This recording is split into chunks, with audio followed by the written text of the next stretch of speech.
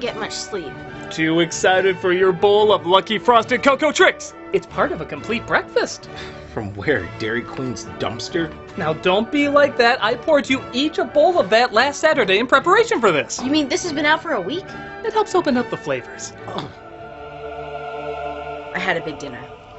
And I'm vegetarian. I'm pretty sure that used to be alive. Huh? Suit yourself. Okay, Critic, can you explain why we're up at dick o'clock in the morning?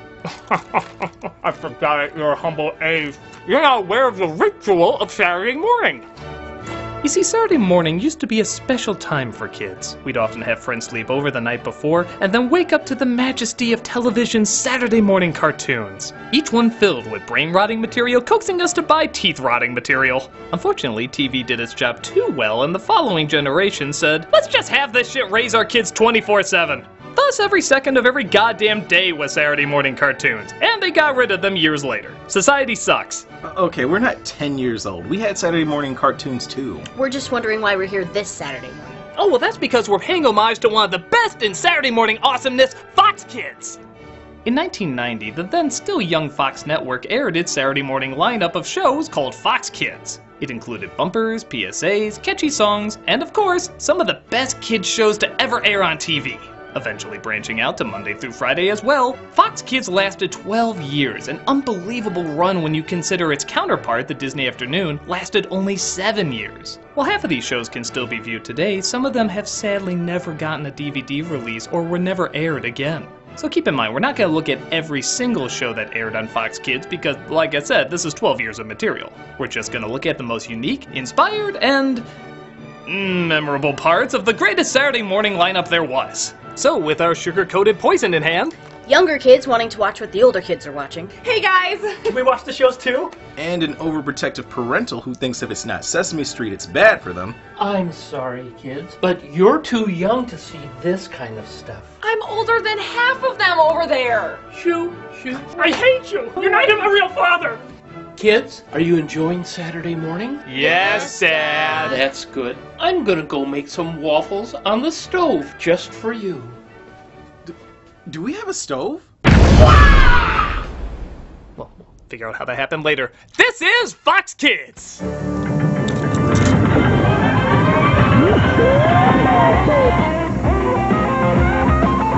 back, chill out, see what all the talk's about. Everybody knows it's on Fox.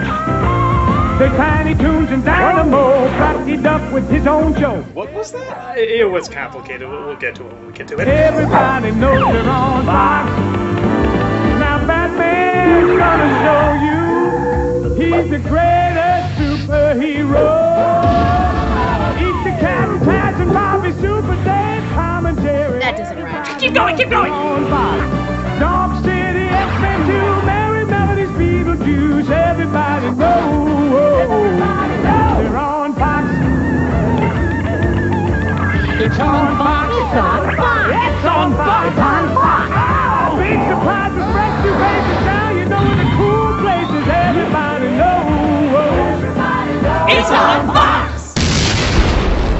Let's start with one of their earliest staples, Bobby's World. Oh, I've seen this. It's like if Calvin and Hobbes were made by Ned Flanders. Hey, it's a lot more than that. Sounds pretty accurate. Yeah, okay, it's pretty accurate. Bobby's World was based off of the little boy voice that comedian Howie Mandel did for his popular stand-up. That parrot, Fred can't sing. Gonna kill that one too. That's my name. And because the 90s were a strange time where crude comedians got kid-friendly shows, he was given one of his own. Just look at how awkward he is in the live-action openings. Hi everyone, I'm Howie. Welcome to Bobby's World. And you know what I really hate? Of course you don't, because you don't know me. You know what I hate? Germs! God, I hate germs! Though certainly aimed at a younger demographic than the other Fox Kids shows, Bobby's World showcased the imagination of a little boy misinterpreting what adults say. Either that or he swallowed all of his mother's NyQuil. Either way, neat. The characters included Howie as his father with the Jew-fro rat tail haircut. Common? The cast of Fargo as his mother. And then you need to go upstairs and wash your face and hands before we leave for Aunt Ruth's, don't you know? His older brother representing the 90s trying to kill the 80s, and his older sister representing the 80s refusing to die. Along with Uncle Ted to give his obligatory fart joke. How come you can make bubbles without putting your face in the water? Tell you what, Pablo, let's just keep that our little secret, okay? Poop! Bobby had children's fantasies often based on movies a kid his age wouldn't see yet. Looks like somebody read the kid-friendly version of Die Hard. So, was it any good? It was hypnotizingly unoffensive. It's for little kids, so it's simple but imaginative. It even had possibly the first Saturday morning character to get pregnant, and we actually see her progression throughout the season. Little touches like that make it stand out just enough. And I guess kids thought the same thing because it was surprisingly one of Fox's longest running shows. Add a catchy as hell theme song and you have a decent start to the Fox Kids lineup. That's cool and all, but how about some more violent stuff? Well, you're in luck because this network also had Tom and Jerry. Yes! Kids. I retract that yes. Talking about the Tom and Jerry kids. Yeah, another strange trend in kid shows for a while was just making famous characters younger. Because if there's anything better than seeing someone brutally dismembered and maimed, it's seeing it happen to them as children? Finally somebody gets it! I have issues. It was pretty much the same thing as the regular Tom and Jerry cartoons, except it was done with kids. So the slapstick wasn't nearly as violent and therefore not nearly as funny. Granted, it had other characters too, like Spike and his son Tyke, Droopy and his son Dripple. In fact, how are Tom and Jerry younger if their counterparts are the same age? And how is Skyfall a prequel if M is in GoldenEye? Also, how did Minions exist with dinosaurs millions of years ago? This is a road you don't want to go down.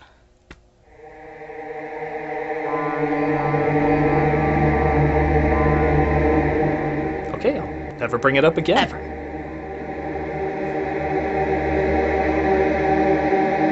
Much like Bobby's World, this was obviously meant for smaller children, so it was tamer and more gentle than previous versions. So not good. Yeah. But for little kids, it gets the job done, I guess. I mean, it is better than other outings Tom and Jerry have had recently. Never forget those faces. It lasted a few seasons, though, so it obviously had its fans. It's not the cat and mouse team we remember, but it's not obnoxious either. It wasn't harmful enough to be Tom and Jerry, but it was harmless enough to be a decent distraction for little kids. Tom and Jerry kids. The Tom and Jerry Kids Show. But let's get to something more grisly and adult, Peter Pan and the Pirates. Let me explain.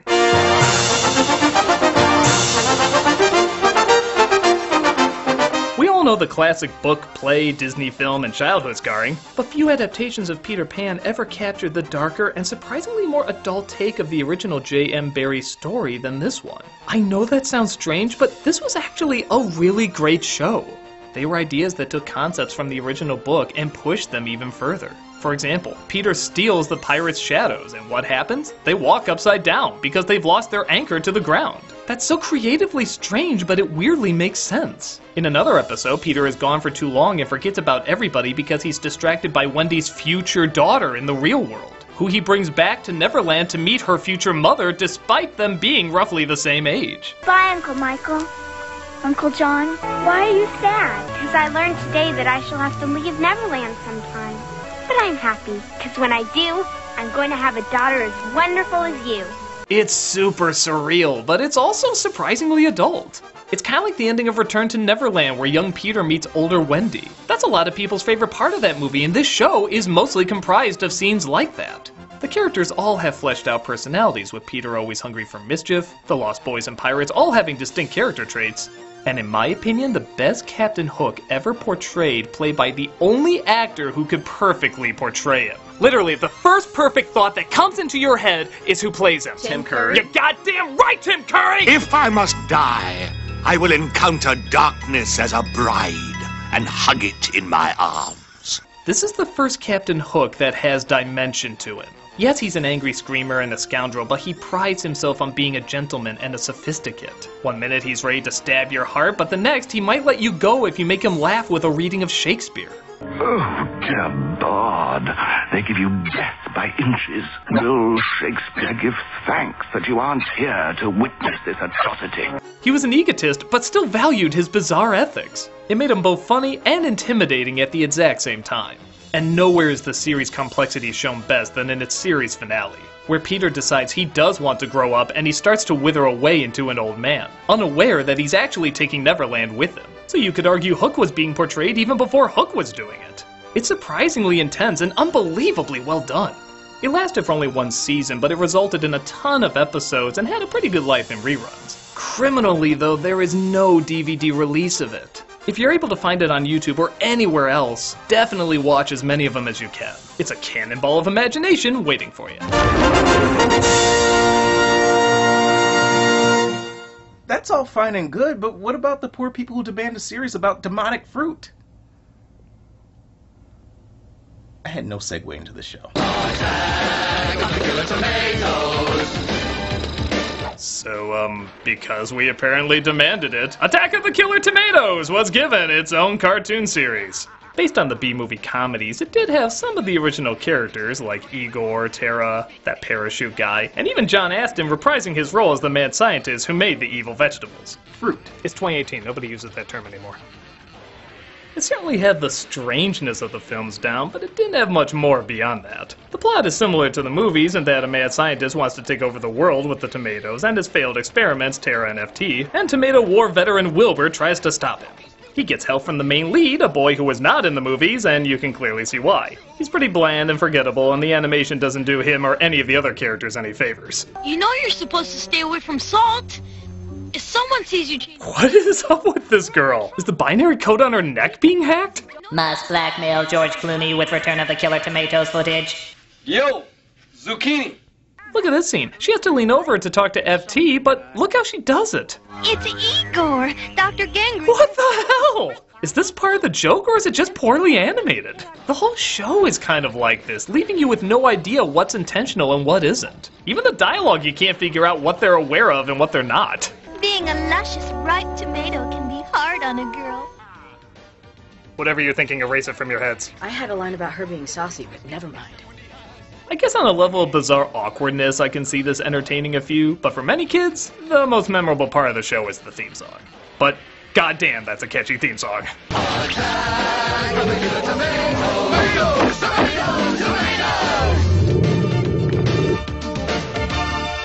But not all the Fox Kids shows started off on Fox Kids. A charming story about a dead man who befriends an underage girl he was going to marry. Finally, somebody who gets it. Do I have to worry about you? You might. Beetlejuice had only the slightest connection to the movie, which was surprisingly welcomed as it allowed for a lot of wild and inventive designs. Granted, in the movie, everyone looks the way they do because they died that way. Here, I don't know how the shit they were supposed to die to look like this. Tim Burton himself helped design the show, and it certainly shows in all the strange people and creatures. It had little in terms of plot, but it had a lot in terms of visual and gross-out humor. At a time especially when there wasn't much in terms of dark or macabre cartoons, this one gave us a small but still memorable taste of the enjoyably morbid. It was a waste of time, but it was a fun waste of time.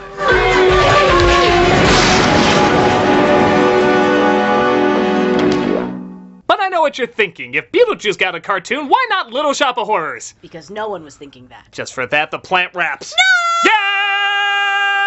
Little shop, take me to the... Little Shop is based on the musical interpretation about the man-eating plant, except Seymour is now a little boy, the plant raps instead of sings, and absolutely none of it looks completed. You got buttons on rubber that get out slow.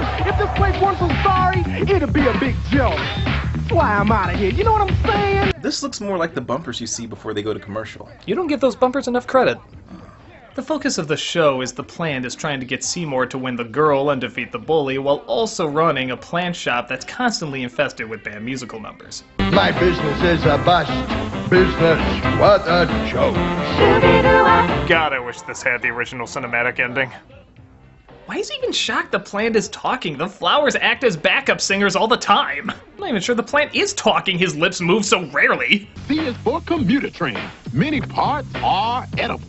I guess I can give credit that for a show that had a budget of monkey feces, the backgrounds are at least creatively simple. I mean, I'm sure the layout artist had 2 minutes to color these on Mario Paint, but there is at least a little structure in between the poorly animated sections. Oh god, he's having a stroke. Nope, that's just a bad show. Something's gone bad. It's a climate disgrace. You got stone for ground. Walls in your face. The writing doesn't make any sense either. The girl in the show is obsessed with a refrigerator.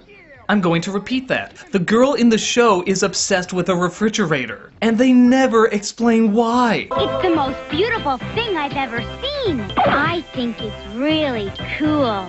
Women. Hey, my love of refrigerators has nothing to do with my gender. Now, if you'll excuse me.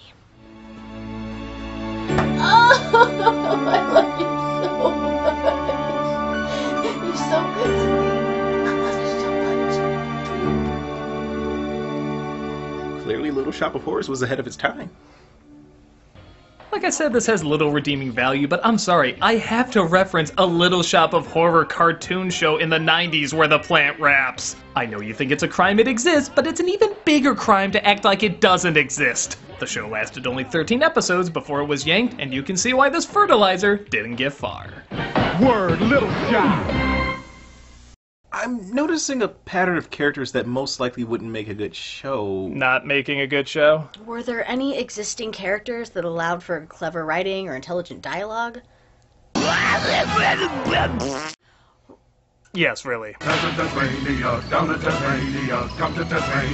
Warner Brothers was given the task of turning one of their most profitable Looney Tunes, the Tasmanian Devil, into a hit show. How do you do that, though, when his dialogue is mostly...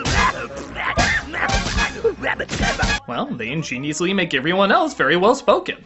Even to the point of it being ridiculously overwritten. Accumulate a portfolio of stock with a net yield of no less than 36% per annum. There's nothing like a paper and a reclino-craft chair for a man after a tough day of doing whatever it is I do for a living. To rekindle the lost flame that connects our souls with the true harmony of the universe. Now I am in a quandary. Technology's the culprit here. Science be blamed. Because of this, not only did Tasmania have a distinct sense of humor, but its writing was surprisingly ahead of its time, along with other shows like Duckman and Simpsons.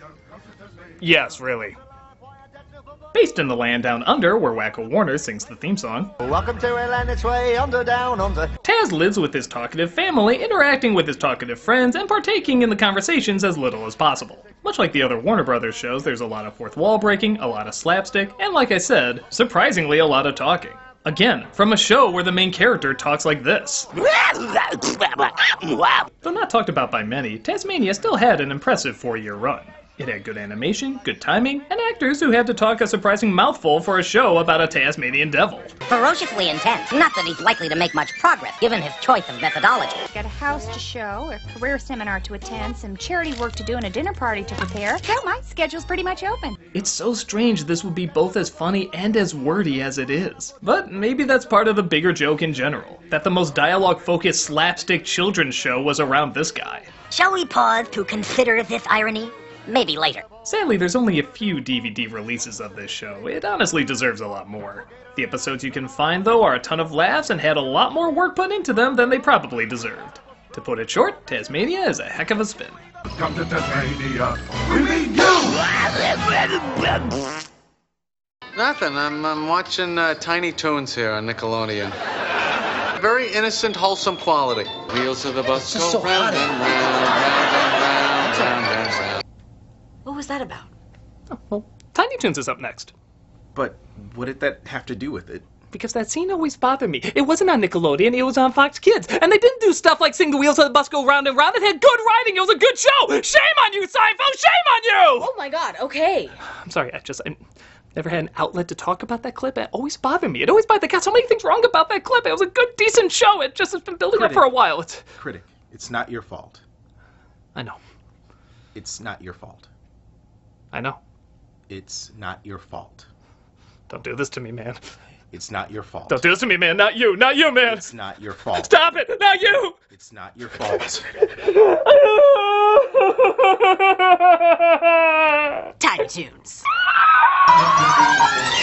We're tiny, we're toony, we're all a little loony. Though having a very successful run in syndication, Fox Kids bought Tiny Toons and ran it from its 3rd season on. It was one of the few shows based on the younger version of popular characters that branched out not only to be successful and funny, but also obtain its own identity over time. Characters like Elmira, Montana Max, and Furball were all very different from their counterparts Elmer, Yosemite Sam, and Sylvester.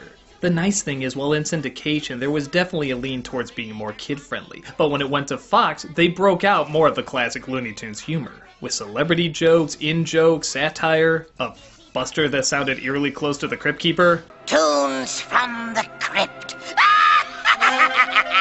It played well. So well that one of the most popular characters, Plucky Duck, was given his own show that same year. Yeah, so what was that? It's complicated.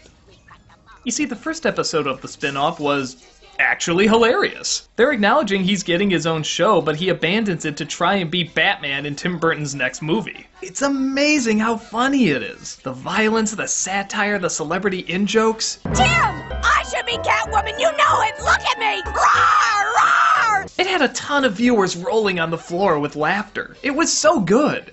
That sounds great. What happened? That was the only new episode. They weirdly just started showing clips from other Tiny Toons episodes where Plucky Duck was the focus. So what was supposed to be the Plucky Duck show just became the best of Plucky Duck, a clip show. Maybe this was filler for a show they didn't make in time. Maybe they only animated the pilot but pulled the plug like what they did with the Elmira show. Whatever they did, it faded quickly, resulting in only 13 episodes. Regardless, we still got a pretty funny first episode and a ton of great material from the original Tiny Toons, giving it a memorable and hilarious run. It's Tiny Toon Adventures, come and join the fun! And now our song is done. But not every show gets the attention it deserves. I know what you mean.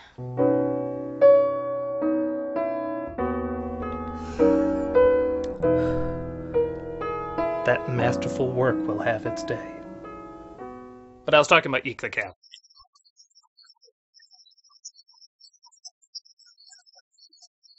In a world filled with Ren and Stimpy knockoffs, Eek the Cat was arguably one of the first. But just like those other shows, it had a similar style, but still its own hilarious identity. The opening sums it up perfectly. He has a dream about helping someone, wakes up to reality, and everything tries to kill him.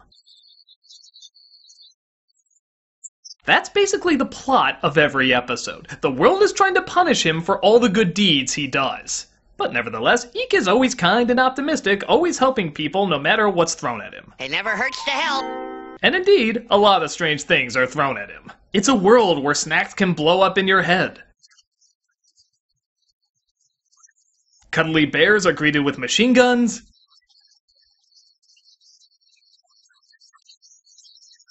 And Ross Perot was Commander-in-Chief, back when that was the craziest person who could be president. There was a mean-spirited creativity to it that was held together by just how gentle and helping Eek is. Hey, no swimming for an hour after you eat. You don't want to get a cramp. No matter what, he always wanted to help, even if it meant getting pummeled. Well, at least the beautiful planet of Earth has been spared, and those bad aliens will never do such bad things again, and someone will be here to get me soon. I'm just sure of it. Hell, the biggest curse word he ever used was kumbaya. Kumbaya, wait! Granted, as the show went on, they seemed to run out of ideas, so they started putting him in several movie parodies. They were fine, I guess, but it was a little odd, even for this show. To make things even stranger, the time slot was suddenly being shared with another show. Suddenly it was called Eekstravaganza, and half the running time was dedicated to Thunder Lizards, a series about dinosaurs who were trying to wipe out a new species called man. At the moment, there's only 2 of them, and they're constantly screwing up trying to evolve.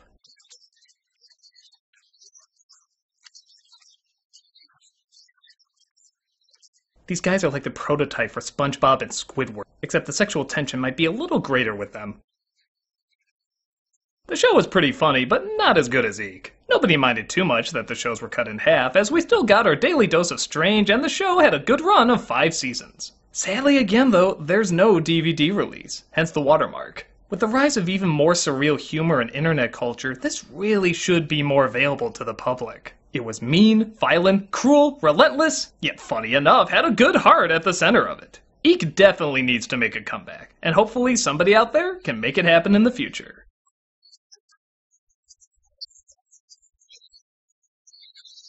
But there's stuff for dog lovers too. Jim Henson's Dog City, for example, lasted for 3 seasons. Based on Henson's short film from another TV series, the show opened in the puppet world where an animator created a private eye show about a detective named Ace Hart. It then jumps into animation as Ace constantly battles the gangster Bugsy Vile with the help of Chief Rosie O'Gravy and Paper Pup named Eddie. As you'd imagine, there's a lot of dog puns in this, which is usually annoying, but after a while, there's so many of them, you're kind of floored so many could exist. I did some sniffing around, trying to get a leg up in the case. Pavlov brand beef biscuits. Bernard St. Bernard. St. Paul! Not much bark, but what about our bite? Station WFIDO. Some thought he was 1 table scrap short of a full doggy bag. I'm annoyingly intrigued. Like many Jim Henson projects, there's a charm in how kid-friendly it wants to be. For example, the animator hates violence, so guns are usually replaced with rolled-up newspapers. And when guns do eventually make their way in, he switches it out for a senseless showdown. It's kind of adorable. Diving into unknown waters is senseless, but is it as senseless as running with scissors? I think not. The strange thing is, Fox would do another dog detective show called Droopy Master Detective. What was up with this concept? They had the same obsession Disney Afternoon had over ducks. Did they just think this would be the next big thing? Did they even watch this show? Well, Droopy was canned pretty quickly. Dog City had a pretty decent run. So, I guess if you're a dog detective person, I'm a cat detective person myself, Dog City is cute enough to give a viewing.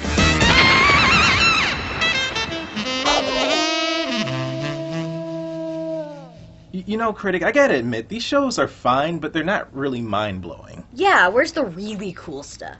Well, over the next 3 years, Fox Kids would have their highlights. They would give us the most incredible, awesome, badass shows any kid has ever seen at the time. Dad, stop butting in! I'm just trying to help. You're embarrassing me in front of my friends! Go away! Okay. I love you, son. Love you too. I didn't quite hear that. Love you too. I can't hear you. I love you too! Oh, Critic loves his dad! Get out of here, Dad! You ruin everything! Stop it! I do not! Shut up! Shut up! I'm supposed to be badass! I'm bad! Stop it! Stop it, all of you! I hate you all! I'm never having you back! No! Okay, seriously, stop.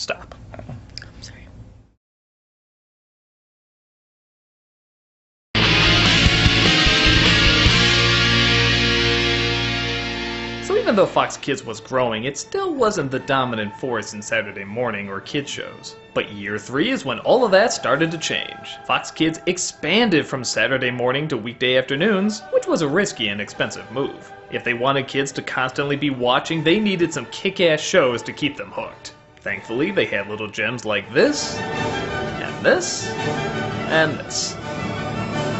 Now, I've talked to death about these shows in the past, so I'll do my best to talk about something different about the impact that they had. First, Batman the Animated Series. After 2 wonderfully dark Batman movies, an animated version of The Dark Knight not only won both kids and adults over, but it served as a game changer for Batman in general. A lot of writers went on to several other Batman canon projects. Several characters and backstories created for the show made their way to the official Batman lore. And even to this day, when most people read Batman comics, the voices that pop in their heads are always Kevin Conroy as Batman and Mark Hamill as the Joker. It's hard to read them without making that connection. Wherever you go, I'll be right behind you. That's all, folks. Unlike other kid shows at the time, Batman took years to develop, resulting in a unique style not often seen in many animated series. The backgrounds always started off on black paper to keep the dark environment of the show consistent. The characters and buildings had an Art Deco style as opposed to a pulp comic style like all the other shows. And the atmosphere in general was more adult, allowing for quieter moments, slower pacing, and more realistic acting. There was no other animated action series that looked like this at the time. And now, every animated action series is trying to look like this. It walked the perfect tightrope between too playful and funny and too dark and gritty. It seemed like it incorporated everything. It felt true to the comic roots, worked in the adult side of the movies, had a good laugh at the campiness of the situations, and yet somehow also felt like its own unique vision. It's just as good today as it was when it first premiered, and no other Batman show has ever topped it. Think about it. After all these years and all the other incarnations that have come out, no other show has done Batman as well. It's just as clear today as it was years ago why this was a huge game changer. But Warner Brothers was breaking new ground with another game changer! What? I was just talking about Animaniacs. Oh, I see. You guys think I talked about it too much, huh? If Animaniacs was a prostitute, you'd have paid off 5 of her house loans. Yeah, what? Did they save your cat or something? No, but through the magic of wishful delusions, now they have. Fine, I'll keep it short. Seen as the follow-up to Tiny Toons, Animaniacs was a variety show that stepped up its game. Every episode had a plethora of great songs, memorable characters, hilarious animation, but most important of all, brilliant writing. It was truly the closest we ever came to experience the fresh comedy of the original Looney Tunes. They had the great comebacks, the violent slapstick, the imaginative take on the world we all wanted to experience. This must have been similar to when people saw a Bugs Bunny cartoon for the first time on the big screen. There was just an excitement that you were going to see something clever, funny, and filled with so much energy they felt alive. Along with Batman and Tiny Toons, it was one of the few shows that had an entire orchestra providing the music. And speaking of which, the brilliant songs are still being used by kids today to pass countless school exams. In fact, they even keep updating the songs to coincide with the constantly changing world. In fact, these songs even went on tour with songwriter Randy Rogel and actor Rob Paulsen singing their infectious earworms. They're still that popular. It seems the show was so popular that's even being rebooted. In 2020, these characters are coming back to give their take on modern-day insanity. Imagining the shots they can take with the internet, trends, politics. It's crazy exciting to see where this can go. Will it be as good as the original? I guess only time will tell, but one thing's for sure, we'll always have these timeless, classic, hilarious characters to look back on.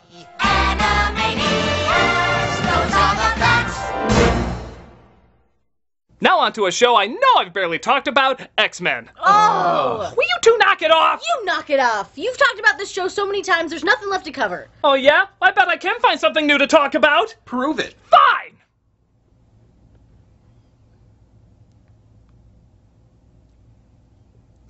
Apparently it was the passion project of the head of Fox Kids. Margaret Loesch ironically used to be the head of Marvel Television, producing hit after hit except in one category. Funny enough, the Marvel characters never caught on in TV. Every attempt seemed to bomb, including an early version of X-Men where Wolverine was Australian. Wait, she's not joining the X-Men, is she? She's just a kid! That's almost too ironic. She went from studio to studio trying to get X-Men made, but they all said the same thing. It was too adult and nobody would watch it. Margaret then went on to be the president of Fox Kids and cared so passionately about getting X-Men a TV series that she put her job on the line. They knew if this was going to be good, a lot of money had to be thrown at it, so she took the gamble but picked the right producers, writers, and actors to make it work. The only downside is there was not much time to make it work. In fact, the tone and animation were so campy and off-key in the first season that they only had 2 episodes for the big October premiere, that being the 2-part pilot. What the hell do you do when you need months and months to rework your show? You present the first 2 episodes as a preview. Yeah, it pissed off the advertisers and cost a fortune, but Margaret and showrunner Eric Lewald knew they had to get this right if they were going to have a hit. The preview thankfully went over incredibly well and left people wanting more. So, after a redo of the show with better animation and more adult atmosphere, it finally premiered with no other new shows being put on. That's right, because they waited until spring, it got more attention because everything else was reruns. As you'd imagine, the numbers were through the roof. X-Men was suddenly Fox's biggest hit. It represented more than cool heroes with powers. It grasped the prejudice and torture character arcs, as well as the all-around badass nature people love from the comics. After being told no over and over from several studios and even ignoring advice from Stan Lee to make it more kid-friendly, the creators stuck to their guns and turned in a huge payday. Much like the X-Men who had to fight for human dignity, so did the creators who wanted to see their timeless characters done right. X-Men would go on for 5 seasons, one of Marvel's longest-running series. It launched them into the mainstream more than before, leading to several reboot series, comic spin-offs, and of course a beautifully inconsistent movie franchise. This was a gamble that paid off all the way to the X-Bank.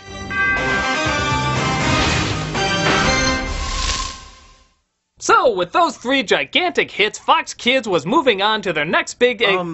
Aren't you forgetting another hit show?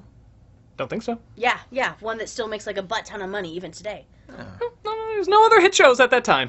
Ahem.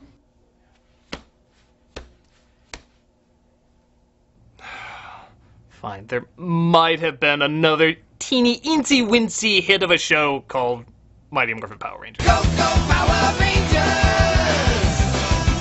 It's no secret I never got into this show, even as a kid.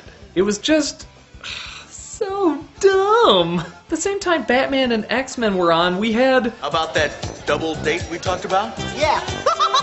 So dumb. But okay, let's talk about it a bit, because on the one hand, it is a brilliant marketing strategy. 5 teenagers with attitude are summoned by Jabba the Fuzzy Mouth to stop a space witch named Rita for her crimes of bad lip-syncing. They first do a martial arts fight against a monster of the week, and then they grow in size and use giant robots in a fight against Los Angeles Japanese mountains. So, yeah, the setup was pretty obvious. Shoot American actors for dirt cheap, and then cut to Japanese stock footage from another hit show in Japan. Power Rangers, of course, turned into a huge hit, which meant as long as they were still making shows in Japan, oh god, they'll never stop! They could keep making shows here. Power Rangers was not only the longest running series on Fox Kids, but it surpassed it. Even after Fox Kids shut down, the show still continues to have an impressively long-lasting life. It had many spin-offs, storylines, reunions, callbacks, and tons of B-movie monsters to fight. On the one hand, I really wanted to like this show because, hey, martial arts, giant robots, killer monsters, that can be some fun shit. But... Guess you finally flipped over me. So dumb! It was clearly past my time and not for me, but that doesn't mean they didn't tap into something that excited a shit ton of kids. And some very disturbed adults years later. Power Rangers, whether you like it or not, was, and still is, an impressive spectacle. But it wouldn't be the 90s unless we forcibly had to teach you shit. Where is Carmen Sandiego? Carmen Sandiego! Thankfully, some shows were better at it than others, like Where on Earth is Carmen Sandiego? Rockapella! Nope. This was a different kind of Carmen Sandiego, one that was on a kid's computer game that tried to educate you. That's exactly what Carmen Sandiego is. Okay, maybe not that different. The on-screen player always had to pick two characters to go after Carmen, and he always picked the sister and brother duo, Ivy and Zach. Oh god, tell me he didn't ship them? It's a kid who's always at his computer. So probably. Probably. Hello, player. Thanks for picking me. Yeah, that sounds weird. There's a freaky-ass chief who seemed to be a mix between Max Headroom and the genie. Ivy, Ivy, Ivy, you simply must learn to accessorize! Regrettably so. And the duo had to chase Carmen around the world to get back the famous monuments that they'll inevitably homeschool us about. Okay, listen up, Gumshoes. You'll be heading to Holland. It's the home of wooden shoes, tulips, and the world-famous windmills. On the one hand, this doesn't work as well as the game show because the investment came from having to know the information to get further. Here, the show just kind of comes to a halt to teach you something. He used bold colors and violent brush strokes, often slashing at the canvas as he painted. On the other hand, though, it did have a story to each one, and Carmen herself was just as stylish and cool a villain as you would want her to be. In fact, a lot of the time she would leave the clues on purpose because she loved the thrill of the chase. At first I thought this was kind of lame, but then the more I thought about it, how clumsy is Carmen in the other versions to always leave something behind? Here, she's at least owning up to her stupidity. The show lasted a good while with 4 seasons, and even though the education stuff did feel a little forced, it was still cool seeing the Queen of Thieves do what she does, and I guess help us get a little smarter watching it too. It was decent enough for what it was.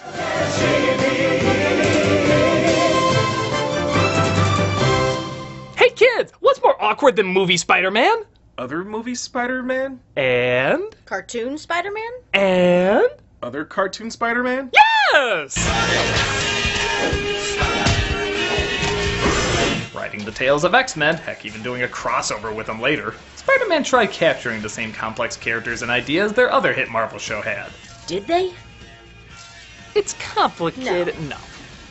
Spider-Man was great if you wanted the experience of the comic, but it didn't really segue into an emotional TV series. It might have been surprisingly overambitious, as every second it's either explaining what's going on, explaining the emotions, explaining the inner monologue. It could never take a break. Then we have to assemble those of us who are left and go protect the site of the Doomsday Complex. I feel like I'm witnessing a part of this country's history. After seeing the beacon, we always assembled here. I had to crack open a map to remember where this building was. How have you been, Madeline? Oh my god, breathe! You guys are going faster than the dialogue in The Social Network! The CG city wasn't a bad idea at the time, but now it just sticks out like a sore thumb. In other instances, the CG background matches the look of the painted background. This just looks like he's swinging into a screensaver. But those are just little details. Maybe it could still work if the writing was sharper. Anyway, this lizard thing is probably just an urban myth. Wait a minute, looks like I was myth-taken. Oh. But again, to its credit, it did take a lot from the comics, trying to cram in as much as you can in a kid's show. I just think it did it too damn much. It wasn't Power Rangers silly, but it wasn't X-Men serious either. It was something in between. But it seemed to be enough, as this Marvel show lasted 5 seasons, so I guess it must have made a big connection with a lot of fans. And granted, there were some really cool things to see, like Tony Jay as the Kingpin, Mark Hamill as the Hobgoblin, not Topher Grace as Venom. And to think we thought this would be the greatest Marvel team-up we would ever see on any screen. Power of lightning, strike again! Power of web shooters, get real sticky! Sure. These days it sounds a little corny. Looking back, it's not as bad as I remember, but its pacing is still way too fast for us to absorb every adventure. It's got its fans though, and I can see why. It was a huge hit, and anything that makes this a little less awkward must be doing something right. But for my money, the best superheroes always shouted, "Oh, can I say it? I've always wanted to say it." Go ahead. Fork! It was one word. It was one goddamn word with 5 letters. You couldn't even say 5 letters! This is nice.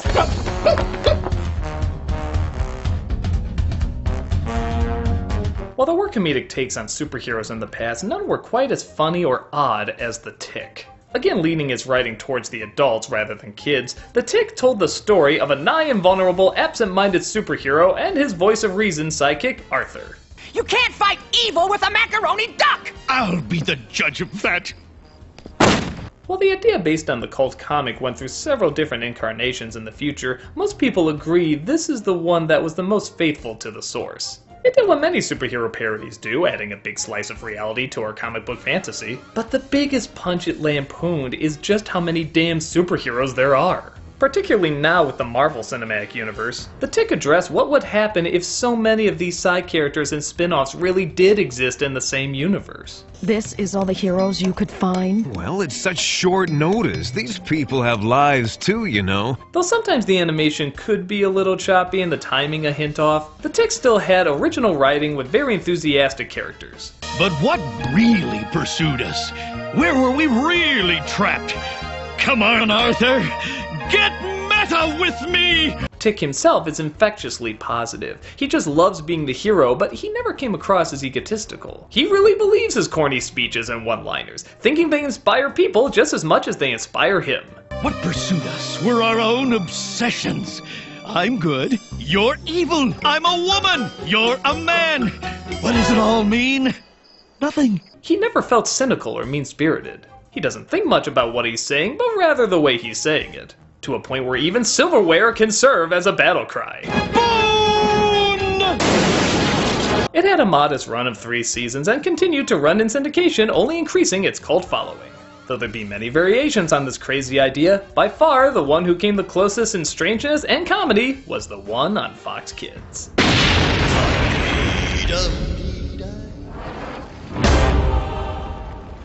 That's cool, but can I have a show based on a book series where the scariest part was the cover? No. Oh. But you can have a show that's less scary than Are You Afraid of the Dark?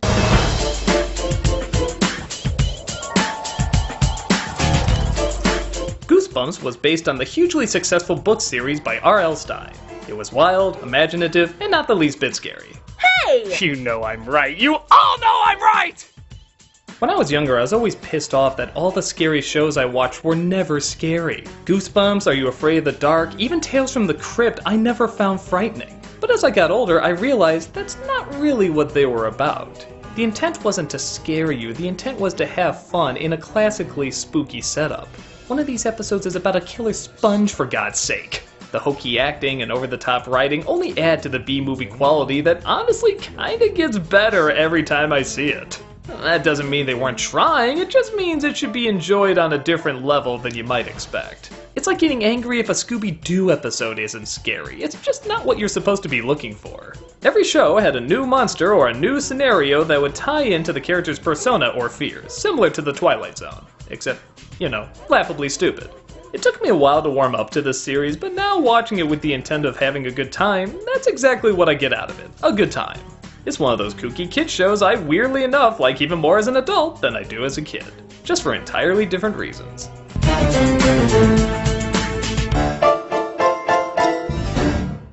Sadly though, this is when Fox Kids began their downward spiral. Oh, geesh. How long did they last after that? Just a mere 6 years. That's stupid long. I know, but here's the thing. Warner Brothers was starting their own network with their own kids programming called Kids WB. And when they started up, guess what they took with them? Animaniacs, Looney Tunes, and Batman. They even did spin-off shows like Superman, Pinky and the Brain, and their own little Japanese import that was dirt cheap to make and would run for years and years. In fact, even the first Animaniacs episode on Kids WB was a parody of Fox's biggest show, Power Rangers. Hey, what's wrong with your mouth? It's all fuzzy. Fox would still do well, but this was a big bite for them. And many of the upcoming shows did well, but not nearly as well as before. Another Spielberg show called Toonsylvania tried capturing a darker tone on the Animaniacs formula, but sadly the writing wasn't on point and it didn't last very long. I talked in great detail about Sam and Max in another episode. It was creative, but a little too unfocused, earning only one season. And then, of course, there's this. That's like summing up the Titanic in one sentence. I need a full episode to go into what's wrong with that. Yeah. Good call. After that, Fox Kids went the same route Kids WB went, importing more and more Japanese shows after seeing not only how easier they are to put out, but also how cheap they are to do. And sadly, I stopped watching after that. If we were going to go into this in more detail, we would need people that actually grew up watching this. Okay, go ahead. Hey kids, remember this incredible writing? That's a lot of fish. They made a show out of it. Oh, God! Shh!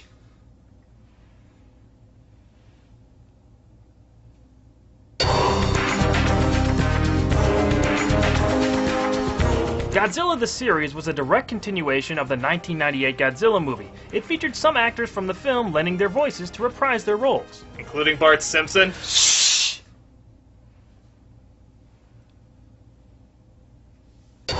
Thankfully, Matthew Broderick wasn't one of them, but his character, Nick Tatopoulos. Tatopoulos. It's Greek, haha. Did return. The only surviving offspring of the Godzilla that attacked New York in the movie imprinted onto Nick as its parent, and thus they used him as a government-sponsored Pokemon to fight other giant monsters. That's so stupid, I'm surprised it wasn't in the 98 film. So am I. This series was received pretty well by fans of Godzilla, but honestly, following the 98 film, there was nowhere to go but up. We did get some great kaiju fights in the show, though, so I guess I can look past Godzilla's Dick Tracy chin. Well, I guess it's better than any of the Power Rangers shows. And then there's Power Rangers in Space and Lost Galaxy.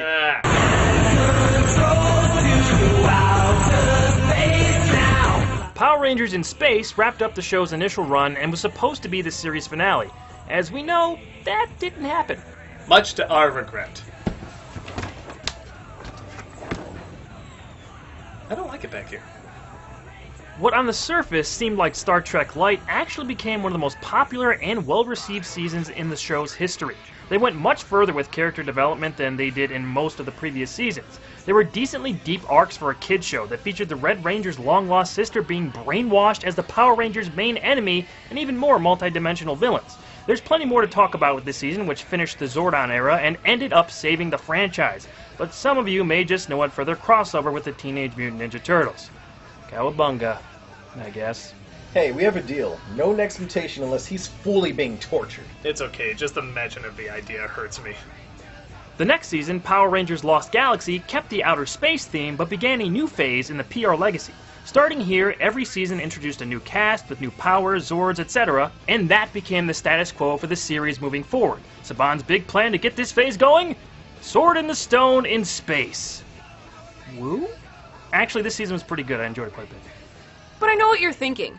Those shows needed a lot more Ryan Gosling as young Hercules. It's actually amazing how much we weren't thinking that. Well, Fox Kids was. I was thinking that.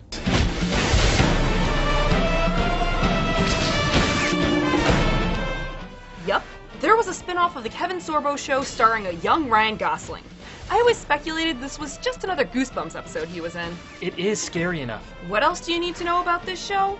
Well, I think this clip says it all. What is a performance that you've given? Something that you're insanely proud of? My work on young Hercules. Really? I had a fake tan, leather pants, was fighting imaginary monsters. They weren't really there, but I was acting like they were there. My God, I think we're all in a Goosebumps episode. We also can't forget about Beast Wars. This is one of my favorite childhood shows. It traded in cool cars, trucks, and jets for animals like rats and ants. Believe me, it's way cooler than it sounds. This was my generation's Transformers show, and I absolutely loved it. Beast Wars, along with Reboot, was among the first all-CG animated series. The early computerized look doesn't hold up all that well, but for the time, it was revolutionary and set the show apart from most other things on TV. The stories were great, the characters were great, it was just a really solid animated series. That being said, you stay away from this, Michael Bay! You hear me? Don't you dare defile Rat Trap, Tigatron, or Optimus Prime! For more on this series, you can check out my top 5 best episodes, right here on the channel. If my face isn't on it, I don't watch it. Like I haven't heard that before. Beast Machines Transformers was the less popular sequel series to Beast Wars. It took place almost immediately after and was dark, sobering, and kind of depressing at times. You know, for the kids. The change in tone and design wasn't something anyone was asking for, but it did end all the stories that started in Beast Wars and has gained a small, dedicated following over the years. Blah, blah, blah. Get to the more hardcore stuff. Oh, you mean like Frank Miller? Yeah! Wait, what? Yeah, there was a show based on a Frank Miller comic. Watch the skies coming at you, a hero. Big Guy and Rusty the Boy Robot was a show based on a short comic written by Frank Miller. There really isn't too much crossover between the show and the comic, with the show actually being more fleshed out than the comic. Is Samuel L. Jackson in a Nazi uniform? No. It's a good start. Rusty is the most advanced robot ever made, with a complicated AI and ability to feel emotions. He was meant to be the successor to Big Guy, an advanced robot that protects Earth. However, Rusty's emotional circuits and AI are young, and he therefore acts like a child. Rusty needs to learn how to be the protector of Earth. Big Guy is recommissioned so he can teach Rusty. Big Guy and Rusty was one of the more complex and mature shows in the Year 10 lineup. It was pretty interesting and unique. Although it was never my favorite show, I do remember being engaged by it and wanting to see what happened next. The Big Guy and Rusty. Well, it's good to know not everything was a Japanese import. And then there was Digimon. Yeah, okay. Digimon, digital monsters, Digimon are the champions. When Pokemon became a smash hit, Fox Kids tried to capitalize on that market and trend by introducing the world of Digimon. 7 kids at a summer camp are transported to a digital world, creatively called the Digiworld. There, they discover they are the Digidestined, who must help save the digital and real world with the help of their partner digital monsters, or Digimon. They are also given Digi-devices, which transport them between the real and digital worlds and can help their Digimon digivolve into other forms. Say Digi again! I dare you! I double dare you! Digi. Well, now I'm mad! The show was actually a lot of fun. Although it never reached the fever pitch of Pokemon, it was received well by audiences. Although there was fan demand that the anime be shown in its entirety, as the Fox Kids version was edited and changed to fit a more humorous tone than the original Japanese show. And who could ever forget that theme song? Digimon, digital monsters, Digimon are the champions. You know, I just got that damn song out of my head and you put it right back in there! Oh, I thought you were still humming DuckTales. Woo! Because of Digimon's success, we also got Monster Rancher, another monster show that was meant to compete with the success of Pokemon. Monster Rancher was first a video game before being made into an anime that Fox Kids picked up. In the game, you use discs to unlock monsters that the player trains to compete in tournaments. In the show, a boy named Genki receives a disc to use while playing. The disc ends up transporting him to a different world where the monsters are real and created by scanning stone discs in temples. Like Digimon, Monster Rancher was edited to make it more suitable for audiences, removing more dramatic elements from the series. I remember loving the show as a kid, but honestly, it was a bit bland and basically an overglorified commercial. So, an anime. Oh, Christ, I hit a nerve.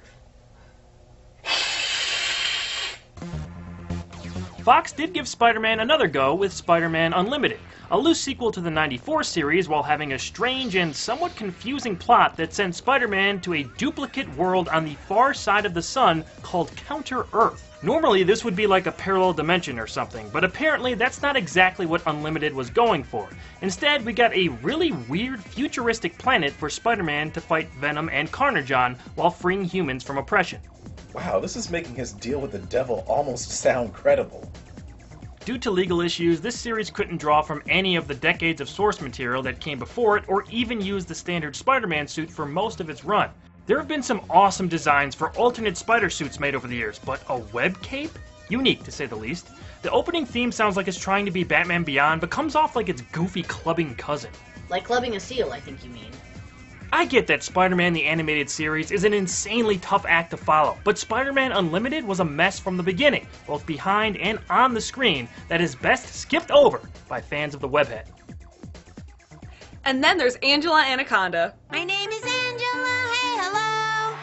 Welcome to my very own show. I'll introduce my friends to you. Did any of us actually watch this show? No! I can see why.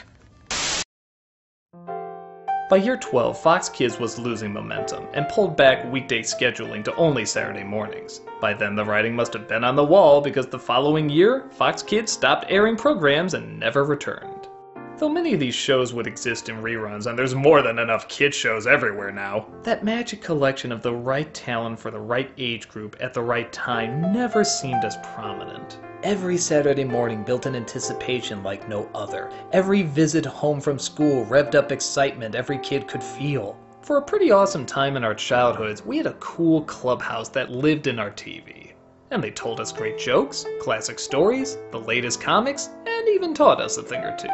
It was everything you thought of when you heard the word Saturday morning. It was a perfect experience so much of us were so happy to have. And we couldn't be more thankful to the awesome people who gave us some absolutely wonderful Saturday mornings on Fox Kids.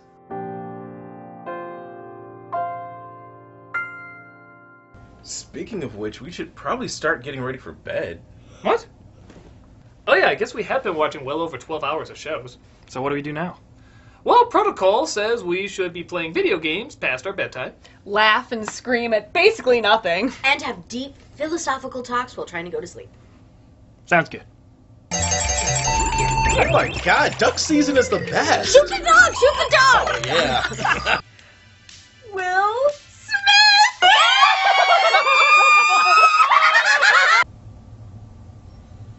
Malcolm? Do you believe in God? Believe or see? You see God? Well, yeah. I was thinking about that, and it had me thinking, what if Bowser's the good guy? Wow. Oh my god. You know? And Mario is really the bad guy? Okay. But is Satan Waluigi? No, that's just not true. That's a dirty lie. Well, if Mario's the bad guy, then Luigi is Satan. Oh! I'm totally lost. How do we go from God to Bowser? I missed that. Video games are God. Are all. Okay. It's my religion, actually. Yeah. Thanks. Yeah. So, like, video games equal God? There's all different, denominations. Yeah, Right. sects. Like, Tamara believes in the denomination of PlayStation, but, like, Walter and I are Nintendoites, so, like, it can be awkward sometimes. I have a PlayStation, like, don't tell Nintendo, but, like, I have a PlayStation, because, like, sometimes you gotta explore things, man. Yeah, you gotta do stuff. Well, while you're young, you know what I mean? I think I'm an atheist because I have a Dreamcast. Oh, the Dreamcast. You know what? I started with the Dreamcast, man. It's fine. Yeah? Everything's gonna be okay. I don't know, man. I don't think my mom's gonna let me sleep over here anymore. Hi, Doug Walker here doing the charity shout out, and this week we are doing Build Chicago. Build grows hope and engagement with a wide array of school and community-based programs that build the habits of success, spark interest, uncover talents, give kids a sense of accomplishment, and empower them with the tools to resist risky behavior and make positive choices. Their mission is to engage at-risk youth in schools and on the streets so they can realize their educational and career potential and contribute to the stability, safety, and well-being of our communities. Founded in 1969 as a pioneering gang intervention program, BUILD is nationally recognized as a gang intervention, violence prevention, and youth development impacting over 3,000 youth and families in 5 Chicago's most challenged communities. BUILD's holistic model integrates an array of services to meet individual and community needs, including gang intervention, violence prevention, college and career readiness, youth leadership development and civic engagement, entrepreneurship, the arts, and clinical services. Their objective is to ensure that every child has a bright future regardless of individual challenges or neighborhood barriers. If you look at their site and their YouTube page, you can see all the creative ways they help kids find a future where they can thrive and succeed. they have tons of events you can visit, donate to, or volunteer at on their site. And like I said, they got that great Peace Parade and Carnival coming up in August, so you should definitely show up there if you can. Click on the link and see how you can play a big part in keeping the future peaceful and strong.